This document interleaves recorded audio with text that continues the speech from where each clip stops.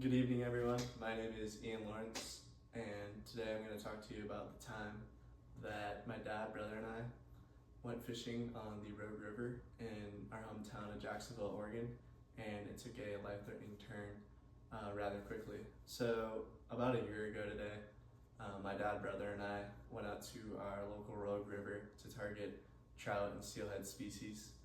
Steelhead are a larger species of trout which come in from the Pacific Ocean and tend to be a lot larger and fight harder and are also really good to eat.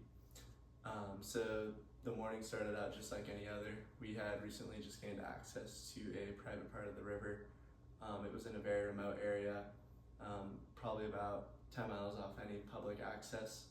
The three of us ventured up to this private spot that we had just recently gained access to, and opened the gate and drove about 2 or 3 miles down the road till we got to the riverside. And we started out our day just like any other, just dipping our lines in and pulling in anywhere from 12 to 15-inch trout. The day was going well. My brother, dad, and I were all having a good time. We had lunch out there. But then an hour or so went by, and I decided to head upstream because I saw some better looking fishing holes and some overhanging trees, which were larger species of fish tend to like to hang out.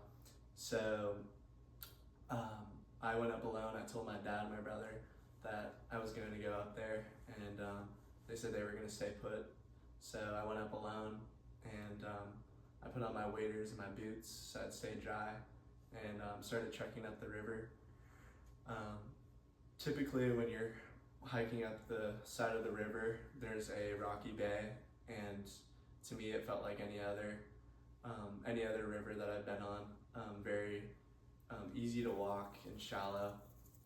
And then about a quarter mile or half mile up the river, I hit a mud patch and I started to sink. And I didn't think anything of it, so I kept walking further and further upstream until I actually couldn't get out of the mud that I was sinking into. So my waders started to fill really quickly, and thankfully my dad, when I yelled for him, he heard me and my brother as well, so they came down and actually pulled me out by my fishing pole. And I wound up being soaking wet, and took a lot away from this experience that going out fishing alone can be very dangerous. You always need to have somebody with you.